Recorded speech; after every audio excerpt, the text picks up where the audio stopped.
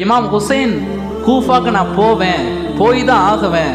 ஏன்னா அங்கே கொடுங்கோல் ஆட்சி நடக்குது. கிட்டத்தட்ட 60,000 கடிதங்கள் வந்திருக்கு. அதுபோல் நிறைய நபர்கள் என்கிட்ட வந்து பேசுகிறாங்க. நான் போய் தான் ஆகணும்னு வம்படியாக இமாம் ஹுசைன் கூஃபாக்கு போகணும்னு முடிவு எடுத்துட்டாங்க.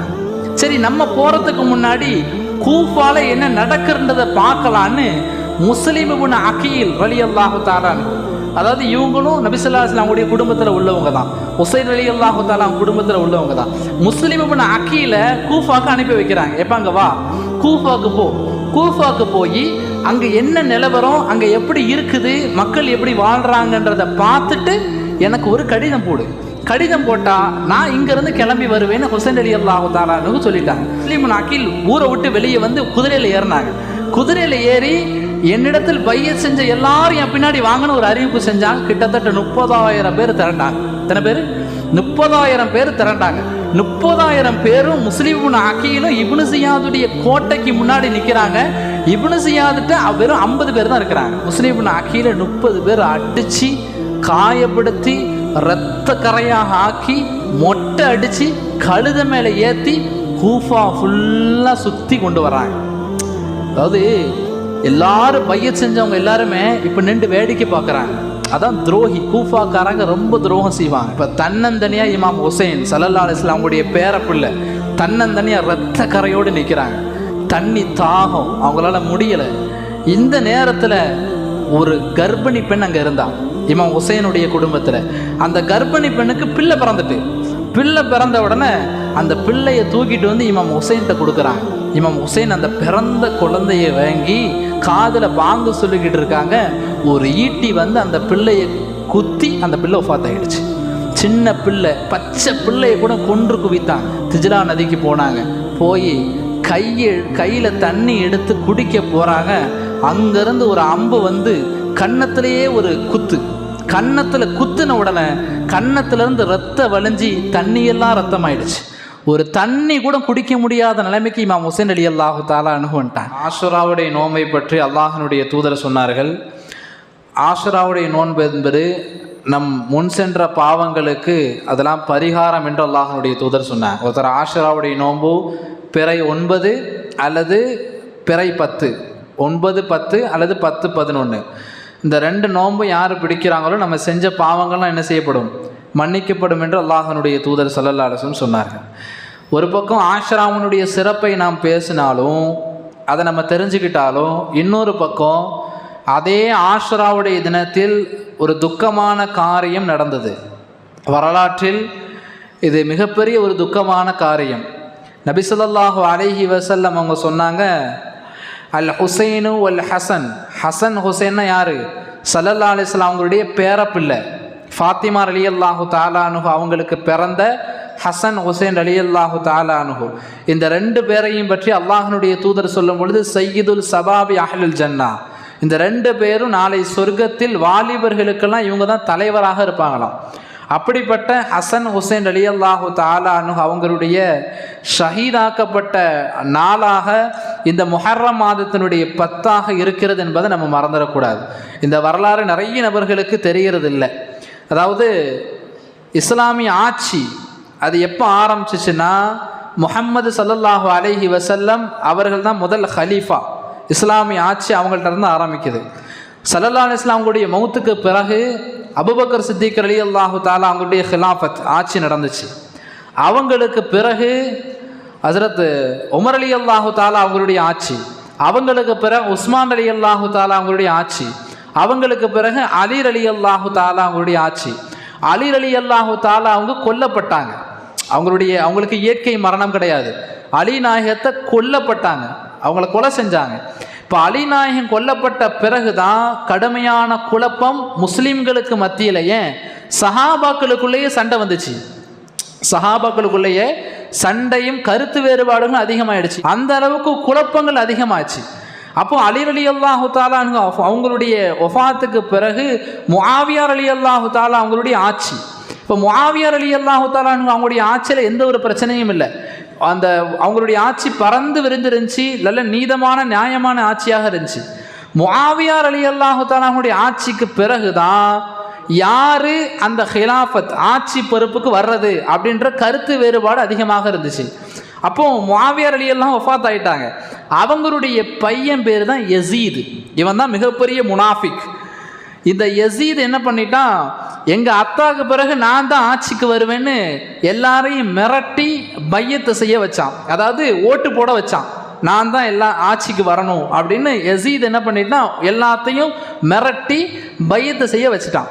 இந்த மிரட்டலுக்கும் உருட்டலுக்கும் இமாம் ஹுசைன் ரலியல்லாஹு தஆலா அன்ஹு, அதாவது ஸல்லல்லாஹு அலைஹி வஸல்லம் உடைய பேரப்பிள்ளை, அவங்க பயப்படலை. அவங்க நேரடியாக சொன்னாங்க, உனக்கு நான் பையத் செய்ய முடியாது, உனக்கு நான் பையத் செய்ய முடியாது, ஓட்ட போட முடியாதுன்னு சொல்லிட்டாங்க. இதை ஒரு காரணமாக வச்சுக்கிட்டு யசீதுக்கு ஸல்லல்லாஹு அலைஹி வஸல்லம் உடைய பேரப்பிள்ளை ஹுசைன் ரலியல்லாஹு தஆலா அவங்கள மேலே கடுமையான கோபம் இருந்துச்சு, கடுமையான கோபம். ஹுசைன் ரலியல்லாஹு தஆலா அவங்க என்ன பண்ணாங்க, யசீத் இது மாதிரி நம்ம மேலே ரொம்ப கோபமாக இருக்காருன்னு மக்கால இருந்து மதினாக்கு போயிட்டாங்க. கொஞ்ச நாள் மதினாவில் இருக்கிறாங்க. மதினாவில் இருக்கக்கூடிய காலத்தில் தான் கூஃபான்னு ஒரு நகரம் இருக்குது. அதாவது மக்காவுக்கும் மதினாவுக்கும் கொஞ்சம் தள்ளி இருக்குது. அந்த நகரத்தினுடைய கவர்னராக இருக்கக்கூடியது இப்னு ஜியாத். அவனுடைய பெயர் இப்னு ஜியாத். இந்த இப்னு ஜியாத் யாருன்னா கடுமையான ஆட்சி நடத்தக்கூடியவன். ரொம்ப வரி விதிக்கிறது, மக்களை கொடுமைப்படுத்துறது, ரொம்ப கடுமையான கொடுங்கோல் ஆட்சி இப்னு ஜியாத் கூஃபால நடத்திக்கிட்டு இருந்தான். இது அந்த மக்களால் தாங்க முடியல, கொடுமையான ஆட்சி, வாழவே வழி இல்லைன்ற பேரில் கூஃபால இருந்து என்ன நடந்துச்சுன்னா, அங்குள்ள மக்கள்லாம் இமாம் ஹுசைன் ரலியல்லாஹு தஆலா அன்ஹு ஸல்லல்லாஹு அலைஹி வஸல்லம் உடைய பேரப்பிள்ளை அவங்களுக்கு கடிதம் எழுதி அனுப்புகிறாங்க. என்ன கடிதம் எழுதி அனுப்புகிறாங்கன்னா, இதே மாதிரி எங்களுக்கு இப்னு ஜியாதுடைய ஆட்சி பிடிக்கலை, எங்களை ரொம்ப கொடுமைப்படுத்துகிறான், ரொம்ப நாங்கள் வறுமையில் வாடிக்கிட்டு இருக்கோம், எங்கள் மீது நிறைய வரிகள் விதிக்கப்படுது, எங்களால் தாங்க முடியலை அப்படின்னு நிறைய கடிதங்கள் வருது. எத்தனை கடிதங்கள்லாம், ஒரு கடிதம் இல்லை, 10 கடிதம் இல்லை, 20 கடிதம் இல்லை, கிட்டத்தட்ட 60,000 கடிதங்கள் வருது.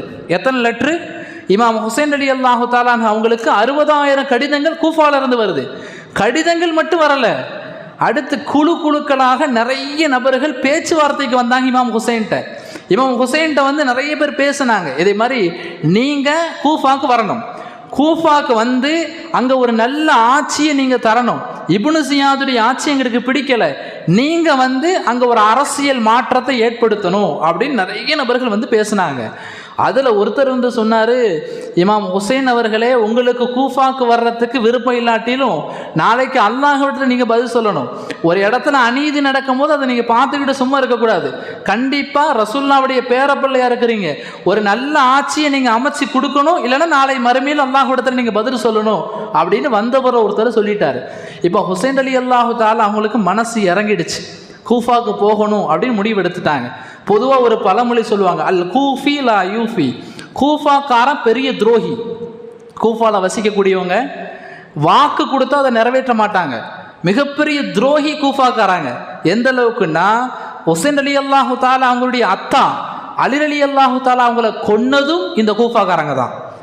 ஹுசைன் ரலியல்லாஹு தஆலா அவங்களுடைய அண்ணன் ஹசன் ரலியல்லாஹு தஆலா அவங்கள விஷம் வச்சு கொன்னதும் இந்த கூஃபாக்காரங்க தான்.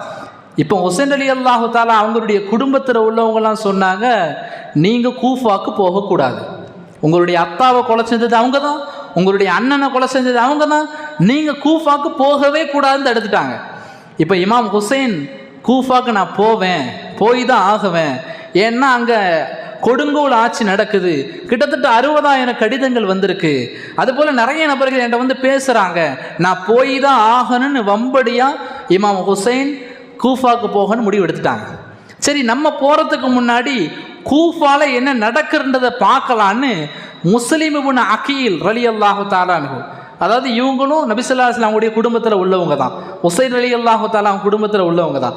முஸ்லிம் இப்னு அகீல கூஃபாக்கு அனுப்பி வைக்கிறாங்க. எப்போ அங்கே வா, கூஃபாக்கு போ, கூஃபாக்கு போய் அங்கே என்ன நிலவரம், அங்கே எப்படி இருக்குது, மக்கள் எப்படி வாழ்கிறாங்கன்றதை பார்த்துட்டு எனக்கு ஒரு கடிதம் போடு, கடிதம் போட்டால் நான் இங்கேருந்து கிளம்பி வருவேன்னு ஹுசைன் ரலியல்லாஹு தஆலா அன்ஹு சொல்லிட்டாங்க. இப்போ முஸ்லிம் இப்னு அகீல் நேராக கூஃபாக்கு புறப்பட்டு போயாச்சு. கூஃபாக்கு புறப்பட்டு போனால் அங்கே முஸ்லிம் இப்னு அகீல் ஹானின்றவருடைய வீட்டில் தங்கியிருக்காங்க, மறைமுகமாக தங்கியிருக்கிறாங்க. இப்போ இந்த செய்தி எங்கே போயிடுச்சுன்னா யசீதுக்கு போயிடுச்சு. யார்? யசீத். யசீத் யார்? முஆவியா ரலியல்லாஹு தஆலா அவங்களுடைய மகன். அந்த யசீதுக்கு இந்த செய்தி போயிடு. இதே மாதிரி ஹுசைன் ரலியல்லாஹு தஆலா அவங்க வந்து கூஃபாக்கு போய் ஒரு ஆட்சி மாற்றத்தை ஏற்படுத்த போகிறாங்களா அப்படின்ற செய்தி யசீதுக்கு போயிட்டு, யசீது என்ன பண்ணுனா நேராக இப்னு சியாத் யார், கூஃபா நகரத்தினுடைய கவர்னர், அவனுக்கு கடிதம் போடுறான். இதே மாதிரி முஸ்லிம் இப்னு அகீல்ன்றவர் ஹுசைன் ரலியல்லாஹு தஆலா அவங்களுடைய பிரதிநிதியாக கூஃபாக்கு வராரு, அவரை கொலை செஞ்சிரு அப்படின்னு இப்னு சியாதுக்கு யசீது கடிதம் போட்டான். இப்போ இப்னு சியாது தெரிஞ்சு போச்சு, இதே மாதிரி முஸ்லிம் இப்னு அகீல் கூஃபா நகரத்துக்கு வந்துட்டாரு. ஆனால் கூஃபா மக்கள்லாம் என்ன செஞ்சுட்டாங்கன்னா முஸ்லிம் இப்னு அகீலை ஒரு மறைவான ஒரு இடத்துல வச்சுட்டாங்க, யாருக்குமே தெரியாது, கண்டுபிடிக்கவே முடியாது. அந்த வீடு யாருடைய வீடுனா ஹானி அப்படின்றவருடைய வீட்டில் முஸ்லிம் இப்னு அகீல் தங்கியிருக்காங்க. அவங்க முஸ்லிம் இப்னு அகீல் கூஃபாவுக்கு வந்த உடனே கிட்டத்தட்ட 18,000 பேர் பையத் செஞ்சாங்களாம். ஹுசைன் ரலியல்லாஹு தஆலா அவங்களுடைய ஆட்சி வரணும் அப்படின்னு ஹுசைன் ரலியல்லாஹு தஆலா அவங்களுக்காக 18,000 பேர் ஓட்டு போட்டிருக்காங்க. அப்போ முஸ்லிம் இப்னு அகீல் என்ன பண்ணாங்க, சரி கூஃபா நமக்கு சாதகமாக தான் இருக்குது, எல்லா மக்களும் இமாம் ஹுசைன் ரலியல்லாஹு தஆலா அவங்களுடைய வருகை எதிர்பார்த்துருக்கிறாங்க அப்படின்னு ஹுசைன் ரலியல்லாஹு தஆலா அவங்களுக்கு முஸ்லிம் இப்னு அகீல் கடிதம் எழுதுறாங்க. இதே மாதிரி கூஃபா நமக்கு சாதகமாக இருக்குது, நீங்கள் அங்கேருந்து புறப்பட்டு வரலாம் அப்படின்னு கடிதம் எழுதி எங்கே அனுப்பிட்டாங்க, இமாம் ஹுசைன் ரலியல்லாஹு தஆலா அவங்களுக்கு அனுப்பிட்டாங்க. இப்போ முஸ்லிம் இப்னு அகீல் அவர் கூஃபால இருக்கிறாரு, மறைமுகமாக இருக்கிறாரு.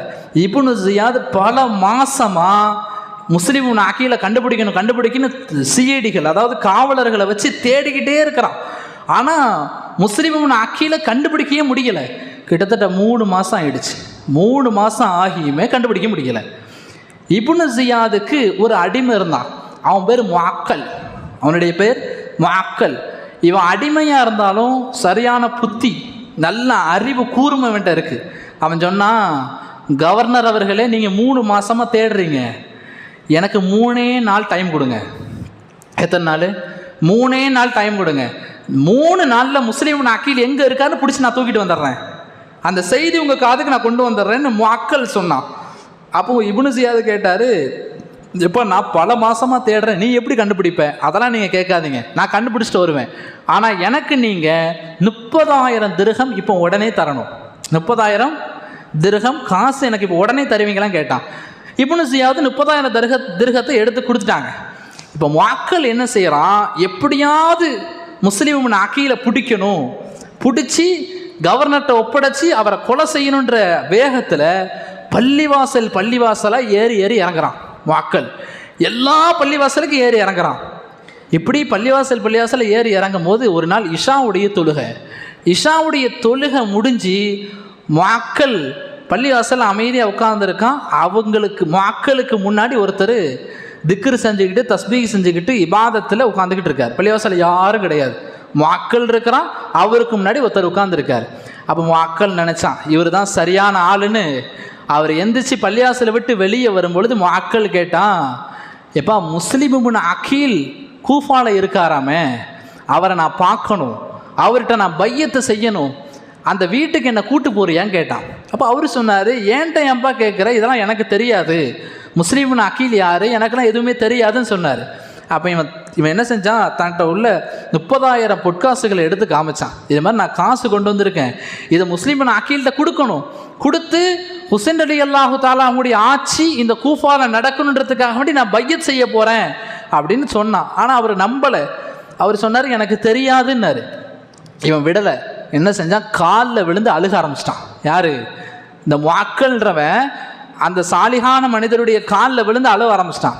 அவரும் மனசு இறங்கிடுச்சு, சரி உண்மையிலேயும் பையத் செய்ய தான் வரான் போகிறேன் அப்படின்னு நினச்சி, சரி முஸ்லிம் இப்னு அகீல் எங்கே இருக்காருன்னு எனக்கு தெரியும், நான் உன்னை கூட்டு போகிறேன், நான் போய்கிட்டே இருப்பேன், ஒரு இடத்துல கையை காமிப்பேன், நீ டக்குன்னு அந்த வீட்டுலக்க போயிடணும், சீக்கிரமாக வீட்டுலக்க போயிடணும் அப்படின்னு சொன்னார். இவர் நடந்து போய்கிட்டே இருக்கார். ஒரு இடத்துல கையை காமிச்சார், ஒரு வீடு, அந்த வீட்டுலக்க இந்த முஅக்கல் நுழைஞ்சான். உள்ளே பார்த்தா முஸ்லிம் இப்னு அகீல் இருக்கார். முஸ்லிம் இப்னு அகீல்கிட்ட கிட்டத்தட்ட 30,000 திர்ஹம் கொடுத்து பையத் செஞ்சுட்டு வந்துட்டார். வந்துட்டு நேராக இப்னு ஜியாத்கிட்ட போயிட்டான். யார்? முஅக்கல் போயிட்டான். போயிட்டு 2 நாளில் கண்டுபிடிச்சிட்டான். 3 நாள் டைம் கட்டானா இல்லையா, முஅக்கல் 2 நாளில் கண்டுபிடிச்சிட்டான். கண்டுபிடிச்சி இப்னு ஜியாத்கிட்ட போய் சொல்லிடுறான், கவர்னர் அவர்களே, முஸ்லிம் இப்னு அகீலை நான் கண்டுபிடிச்சிட்டேன். இப்னு ஜியாதுக்கு ஒன்றும் புரியல, என்னடா கண்டுபிடிச்சிட்டியா, எங்கே இருக்காருன்னு கேட்கும்போது, எங்கேயும் இல்லை, உங்களுடைய அரசவையில் ஆலோசகராக ஒருத்தரை வச்சிருக்கீங்க, அவர் பேர் ஹானி, அந்த ஹானியுடைய வீட்டில் தான் அவர் இருக்காருன்னா. அப்போ இப்னு ஜியாதுக்கு சரியான கோபம், என் அரசவையில் உள்ள ஆலோசகருடைய வீட்டில் முஸ்லிம் அக்கீல் இருக்காரான்னு. இவன் என்ன செய்யறான், இப்னு ஜியாது ஹானியை கூப்பிட்டு விடுறான். ஹானி வந்துட்டார். வந்து இப்னு ஜியாது கேட்குறான், இது மாதிரி என்னப்பா கொஞ்ச நாள் அரசபைக்கு நீ வரலையே, என்ன காரணம்னு கேட்குறான். அப்போ ஹானி சொன்னார், எனக்கு உடல்நிலை சரியில்லை, கொஞ்ச நாள் நான் ரொம்ப நோய்வாய்ப்பட்டு இருந்தேன், அதனால் வர முடியலன்னு சொன்னார். அப்போ இப்னு ஜியாது சொன்னா, நீ பொய் சொல்கிற, உன் வீட்டில் தான் முஸ்லீம் அக்கீல் இருக்காரு, உண்மைதானே கேட்டான். இவர் சொன்னார், இல்லை என் வீட்டிலலாம் கிடையாது, முஸ்லீம் அக்கீல் இங்கே வரவே இல்லையே, நான் எப்படி உங்களுக்கு துரோகம் நினைப்பேன்னு சொன்னார். உடனே கை தட்டினான். கை தட்டின உடனே மக்கள் அங்கேருந்து வெளியே வந்துட்டான். வெளியே வந்த உடனே இங்கே ஹானியால் மறுக்க முடியல. ஹானி நினைக்கிறாரு, நேற்று நைட்டு தானே என் வந்தான், 30,000 காசுகளை கொடுத்தான், பையத் செஞ்சான், இப்போ இப்னு ஜியாதுகிட்ட வந்து சொல்லி கொடுத்துட்டானா அப்படின்னு மறுக்க முடியாமல் அப்படியே ஹானி தலை குனிஞ்சு நிற்கிறாரு. இப்னு ஜியாதுக்கு கோபம் வந்து ஒரு கட்டை எடுத்து ஓங்கி ஒரு அடி அடித்தான். யாரை? ஹானின்றவரை அடித்த உடனே அவர் அப்படி படுத்து ஷஹீத் ஆகிட்டார், மௌத்தா போயிட்டார். இப்போ இந்த செய்தி அப்படியே ஊர் ஃபுல்லாக பரவுது. இதே மாதிரி ஹானியை வந்து இப்னு ஜியாத் அடிச்சிட்டாராம், அடித்து அவர் ஷஹீத் ஆகிட்டாரான்னு ஊர் ஃபுல்லாக பரகுது. ஊர் ஃபுல்லாக பரவுன உடனே முஸ்லீம் அக்கீல் என்ன பண்ணாங்க, ஹானியை இதே மாதிரி அடித்து கொண்டுட்டாருன்னு முஸ்லீம் அக்கீல் ஊரை விட்டு வெளியே வந்து குதிரையில் ஏறினாங்க. குதிரையில் ஏறி என்னிடத்தில் பையத் செஞ்ச எல்லாரும் என் பின்னாடி வாங்கன்னு ஒரு அறிவிப்பு செஞ்சாங்க. கிட்டத்தட்ட 30,000 பேர் திரண்டாங்க. எத்தனை பேர்? 30,000 பேர் திரண்டாங்க. 30,000 பேரும் முஸ்லீம் அக்கீலும் இப்னு ஜியாதுடைய கோட்டைக்கு முன்னாடி நிற்கிறாங்க. இப்னு ஜியாதுட்ட வெறும் 50 பேர் தான் இருக்கிறாங்க. அப்போது முஸ்லீம் அக்கீல் இதே மாதிரி 30,000 பேரை திரட்டிட்டு வந்திருக்காருன்னு இப்னு ஜியாதுக்கு தெரிஞ்சவொன்னே இப்னு ஜியாது கோட்டையினுடைய வாசலுக்கு வந்தான். வந்து சொன்னால், கூஃபாவாசிகளை பார்த்து சொன்னால், என்ன உங்களுக்கெல்லாம் பயம் குறைஞ்சி போச்சா, என் மேலே உள்ள பயம் உங்களுக்கு குறைஞ்சி போச்சா, முஸ்லீம் அக்கீல் இப்போ வந்திருக்காரு, ஆனால் சிரியாவில் இருந்து பஷராவில் இருந்தும் மிகப்பெரிய படைகள் கூஃபாவை நோக்கி வருது, இன்னைக்கு நீங்கள் என்ன கொண்டுடலாம், ஆனால் சிரியாவில் உள்ள படையும் பஷராவில் உள்ள படையும் வந்துச்சுன்னா உங்கள் வீடுகளை எல்லாம் கொளுத்துவாங்க, தீயிட்டு கொளுத்துவாங்க, உங்களை அடித்து கொலை செய்வாங்க. என்ன செய்ய போகிறீங்க? முஸ்லீம் அக்கீல் பின்னாடி நிற்க போகிறீங்களா, இப்னு ஜியாதான ஏன் பின்னாடி நிற்க போகிறீங்களா? ஏன் பின்னாடி நின்றா உங்களுக்கு என்ன வேணுமோ நான் செஞ்சு தர்றேன், உங்களுக்கு என்ன தேவைகள் நிறைவேற்றி தர்றேன், உங்களை நல்லா நான் வாழ வைக்கிறேன், நிறைய காசு பணங்களை கொடுக்குறேன் இப்படின்னு இப்னு ஜியாது அந்த கோட்டையினுடைய வாசல் நின்று பேசும் பொழுது முஸ்லீம் அக்கீல் பின்னாடி இருந்த 30,000 பேரும் கலைஞ்சு போயிட்டாங்க. 30,000 பேரும் கலைஞ்சு போயிட்டாங்க. கடைசியில் பார்த்தா வெறும் 30 பேர். 30,000 பேர் பையத் செஞ்சாங்க முஸ்லீம் அக்கீல்கிட்ட. கடைசியில் வெறும் 30 பேர் தான் இருந்தாங்க. அதான் அல் கூஃபி லா யூஃபி, கூஃபாக்காரன் பெரிய துரோகி, நம்பிக்கை துரோகம் செய்வான்னு முன்னோர்கள் சொல்லுவாங்க. வெறும் 30 பேர் இருக்காங்க. இப்போ முஸ்லீம் அக்கீலுக்கு ஒன்றும் புரியலை, இவங்களை நம்பி தானே நம்ம இங்கே வந்தோம் அப்படின்னு 30 பேரையும் கூட்டிகிட்டு ஒவ்வொரு வீடாக போகிறாங்க. யாரெல்லாம் முஸ்லீம் அக்கீல்கிட்ட பையத் செஞ்சு முஸ்லீம் அக்கீலை ஊருக்கு வரவேற்றாங்களோ எல்லாரும் நீங்கள் வராதிங்கன்ட்டாங்க, எங்கள் வீட்டுக்கு வராதிங்க, எங்கள் வீட்டுக்கு வராதிங்க அப்படின்னு சொல்லிட்டாங்க. ஒரு கட்டத்தில் ஒரு வீட்டுடைய கதவை தட்டுறாங்க, ஒரு வயசான அம்மா. அந்த அம்மா சொன்னாங்க, நீங்கள் நபி ஸல்லல்லாஹு அலைஹி வஸல்லம் குடும்பத்தில் உள்ளவங்க தானே, வாங்கன்னு வீட்டில் கூட்டு வச்சு அந்த முஸ்லீம் அக்கீலுக்கு சாப்பாடு போடுறாங்க. சாப்பாடு போட்டுக்கிட்டு முஸ்லீம் அக்கீலை பாதுகாப்பாக அந்த அம்மா வச்சுருக்காங்க. இந்த நேரத்தில் இப்னு ஜியாத் அந்த கூஃபாவினுடைய கவர்னர் அறிவிக்கிறான், முஸ்லீம் அக்கீல் கூஃபாவில் எங்கேயோ ஒளிஞ்சிக்கிட்டு இருக்காரு, அவரை யார் கூட்டு வர்றாங்களோ அவங்களுக்கு 1000 தங்க நாணயம் நான் தர்றேன்னு அறிவிப்பு செஞ்சுட்டான். இப்போ இந்த அம்மா வீட்டில் முஸ்லீம் அக்கீல் தங்கி இருக்காரு. இந்த அம்மாவுக்கு ஒரு மகன் இருந்தான், அவன் பேர் பிலால். அவன் எங்கே வேலை செஞ்சான்னா கூஃபாவினுடைய அந்த அரசவை இப்னு ஜியாதுட்டு தான் அவன் வேலை செய்கிறான். இவன் என்ன செய்கிறான், மதியம் சாப்பாட்டுக்கு வர்றான். வந்து வீட்டுக்கு வந்து பார்த்தா முஸ்லீம் அக்கீல் வீட்டில் உட்காந்துட்டு இருக்காரு. முஸ்லீம் அக்கீலை பார்த்த உடனே நேராக இப்னு ஜியாதுக்கு தகவல் கொடுத்துட்டான். இது மாதிரி முஸ்லீம் அக்கீல் எங்கள் வீட்டில் தான் உட்காந்துருக்காருன்னு தகவல் கொடுத்துட்டான்.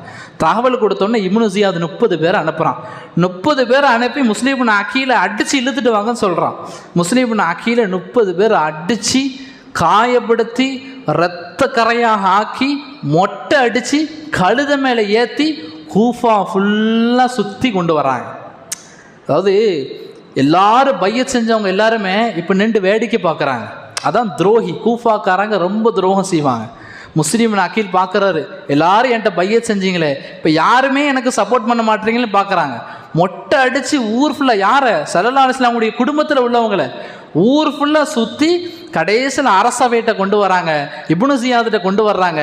இப்னு ஜியாத் என்ன பண்ணா, முஸ்லிம் அக்கீலை துண்டு துண்டாக வெட்டிட்டான்.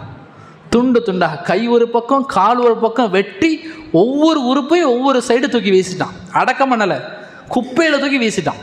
இப்போ இப்படி கூஃபாவுடைய நிலைமை மாறிட்டு இப்போ ஹுசைன் ரலியல்லாஹு தஆலா அவங்களுக்கு அந்த கடிதம் கிடச்சிட்டு, கூஃபா பாதுகாப்பான இடம், நீங்கள் வரலான்னு முஸ்லீம் நாக்கில் ஆரம்பத்தில் கடிதம் போட்டாங்கல்ல, அந்த கடிதம் ஹுசைன் ரலியல்லாஹு தஆலா அவங்களுக்கு கிடச்சிட்டு ஹுசைன் ரலியல்லாஹு தஆலா அவங்க கிளம்பி வந்துக்கிட்டு இருக்காங்க. ஆனால் இவங்க இப்படி ஒரு நிலைமை இருக்குன்னு தெரியலை.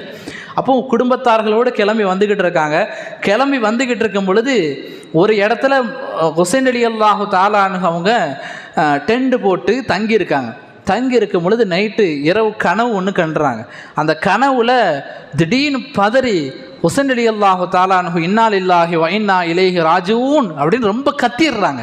அப்போ அவங்க குடும்பம்லாம் கேட்டாங்க, ஏன் இப்படி சவுண்டு போடுறேன்னு கேட்கும்போது ஹுசைன் ரலியல்லாஹு சொன்னாங்க, நம்மளை மௌத்து நெருங்கிடுச்சு, கூடிய சீக்கிரத்தில் நம்ம எல்லாம் மௌத்தாக போகிறோம் அப்படின்னு சொன்னாங்க. அப்படியே கொஞ்சம் கொஞ்சமாக கடந்து கர்பலா அப்படின்ற ஒரு இடத்துக்கு வந்துட்டாங்க. கர்பலான்ற ஒரு இடத்துக்கு வந்து அங்கே தங்கி இருக்கும் பொழுது இப்போ இப்னு ஜியாத் என்ன பண்ணுறான், ஹுசைன் ரலியல்லாஹு தஆலா அவங்கள கைது பண்ணணும் அல்லது கொலை பண்ணணும் அப்படின்ற நோக்கத்தில் கிட்டத்தட்ட 3000 பேரை, எத்தனை பேர், 3000 பேரை இப்னு ஜியாத் வந்து யாருடைய தலைமையில் அனுப்பி வைக்கிறான்னா, இப்னு ஜியாத் இப்னு சாத் அப்படின்ற ஒருத்தனுடைய தலைமையில் 3000 பேரை கர்பலாவுக்கு அனுப்பி வைக்கிறான். ஏன்னா இமாம் ஹுசைன் கர்பலாவில் தான் இருக்கிறாங்க. அந்த கர்பலாவுக்கு 3000 பேர் படையை அனுப்பி வைக்கிறான். இப்போ இப்னு சாத் வந்து என்ன பண்ணார், கர்பலாவுக்கு வந்துட்டார். 3000 படை வீரர்களோடு வந்து இமாம் ஹுசைன்கிட்ட பேச்சுவார்த்தை நடத்துகிறாங்க. இமாம் ஹுசைனை பார்த்து கேட்டாங்க, இமாம் ஹுசைன் அவர்களே, நீங்கள் ஸல்லல்லாஹு அலைஹி வஸல்லம் உடைய பேரப்பிள்ளை, ஒன்று நீங்கள் எங்கள்கிட்ட கைதியாக வந்துடணும், எங்கள்கிட்ட கைதியாக நீங்கள் வராத பட்சத்தில் உங்களை நாங்கள் சண்டையிட்டு கொலை செய்வோம் அப்படின்னு இப்னு சாத் அந்த 3000 படையோடு வந்தான்ல, அவன் ஹுசைன் ரலியல்லாஹு அவங்கள்ட்ட பேச்சுவார்த்தை நடத்துகிறான். அப்போ இமாம் ஹுசைன் சொன்னாங்க, இமாம் ஹுசைனுக்கு எல்லா விஷயமும் தெரிஞ்சு போச்சு. இதே மாதிரி முஸ்லீம் அக்களை கொண்டுட்டாங்க, கூஃபா வாசிகள் எல்லாம் நமக்கு துரோகம் செஞ்சுட்டாங்க, 60000 கடிதங்கள் போட்டு வேஸ்ட்டு, எல்லாரும் வந்து பேசுனதெல்லாம் வேஸ்ட்டு, எல்லாம் துரோகிகளாக மாறிட்டாங்க, இனிமேல் கூஃபாவுக்கு நம்மளால் போக முடியாதுன்னு செய்தி இமாம் ஹுசைனுக்கு தெரிஞ்சுட்டு இப்போ இப்னு சாதிட்ட சொன்னாங்க, இப்போ நீ 3000 படைகளை திரட்டிட்டு வந்திருக்க, ஏன் திரட்டிட்டு வந்திருக்கன்னு தெரியல, கூஃபாவாசிகள் தான் கடிதங்கள் போட்டு என்னங்க கூப்பிட்டாங்க, ஒரு நல்லாட்சி வேணும், நாங்கள் வந்து ரொம்ப கொடுமை செய்யப்படுறோம் அப்படின்னு கூப்பிட்டாங்க. இப்போ கூஃபாவாசிகள் எல்லாம் நிலைமை மாறிடுச்சு, எல்லாம் துரோகிகளாக மாறிட்டாங்க. இப்போ நான் கூஃபாவுக்கு வந்து எந்த பிரயோஜனமும் இல்லை, நான் மக்காவுக்கும் போகலை, மதினாக்கும் போகலை, சிரியாவுக்கும் போகலை, கூஃபாவுக்கு நான் வரலை, வேற ஏதாவது ஒரு பக்கம் போய் இஸ்லாத்தை எடுத்து சொல்கிறேன், என்னை விட்டுருன்னு சொன்னாங்க. என்னை விட்டுரு, நான் உங்களோட சண்டைக்கு வரலைன்னு சொன்னாங்க. அப்போ இப்னு சாதுக்கு வேலை ஈஸியாகிடுச்சு. இப்போ இவங்களுக்குலாம் என்ன பயம்னா, இமாம் ஹுசைன் ஆட்சிக்கு வந்துடக்கூடாது, அதான் பயம். இப்போ இமாம் ஹுசைன் ஆட்சியே வேணாம், நான் வேற ஒரு பக்கம் போகிறேன்னு சொல்லும்போது ரொம்ப சந்தோஷம். நேராக இப்னு சாதுன்றவர் இப்னு ஜியாதுக்கு லெட்டர் எழுதுறாரு, கடிதம் எழுதுறாரு. இதே மாதிரி ஹுசைன் ரலியல்லாஹு தஆலானுக்கு இப்படி சொல்கிறாங்கன்ன உடனே அங்கேருந்து லெட்ரு வருது, உனக்கு இடப்பட்ட கட்டளை என்ன, நீ ஹுசைன் ரலியல்லாஹு தஆலா அவங்கள ஒன்று கொலை பண்ணணும், அப்படி இல்லைன்னா கைது பண்ணிட்டு வரணும், இது 2 தான். மற்றபடி ஹுசைன் அப்படி சொன்னார் இப்படி சொன்னார்லாம் பேச்சு கிடையாது, ஒன்று கைது பண்ணிட்டு வா, இல்லைன்னா அந்த இடத்துல கொலை பண்ணுன்னு சொல்லியாச்சு. இப்போ இப்னு சாத் சொல்கிறான், இமாம் ஹுசைன் மேலிடத்துலேருந்து எங்களுக்கு வந்த தகவல், ஒன்று நீங்கள் கைதாகணும், இல்லைன்னா உங்களை நாங்கள் கொலை பண்ணுவோன்னு அறிவிப்பு வந்துட்டு. ஸல்லல்லாஹு அலைஹி வஸல்லம் உடைய பேரர் தானே, கோலை கிடையாது, வீரமிக்கவங்க தான் இமாம் ஹுசைன். இமாம் ஹுசைன் சொன்னாங்க, கைதார அளவுக்கு நாங்கள் ஒன்றும் கோலை கிடையாது, எதிர்த்து போரிடக்கூடிய திறன் எங்களுக்கு இருக்குது அப்படின்னு இமாம் ஹுசைன் சொன்னாங்க. இதுக்கெல்லாம் இமாம் ஹுசைன் ரலியல்லாஹு தஆலா அவங்க பின்னாடி வெறும் 72 பேர் தான் இருந்தாங்க. எத்தனை பேர்? 72 பேர். அங்கே 3000 பேர் இருக்கிறாங்க. அப்போ இமாம் ஹுசைன்கிட்ட இப்னு சாத் சொல்கிறான், அப்போ போருக்கு தயாராகுங்கன்னு சொல்கிறான். ஹுசைன் ரலியல்லாஹு சொன்னாங்க, இன்னைக்கு வேணாம், நாளைக்கு போரை வச்சுக்கலான்னு சொல்லிட்டாங்க. அப்போ ஒரு நாள் நைட்டு ஃபுல்லாக ஹுசைன் ரலியல்லாஹு தஆலா அதிகமாக அல்லாஹ் இடத்துல துவா செய்கிறாங்க. மறுநாள் முஹர்ரம் 10 ஆஷுராவுடைய நாள், முஹர்ரம் 10 பிறக்குது, பிறை 10 போர் நடக்குது. இமாம் ஹுசைன் ரலியல்லாஹு தஆலா அவங்களுக்கும் 3000 பேருக்கும் போர் நடக்குது. இமாம் ஹுசைனால் முடிஞ்ச அளவுக்கு போரில் மற்ற தாக்குதல் நடத்துகிறாங்க.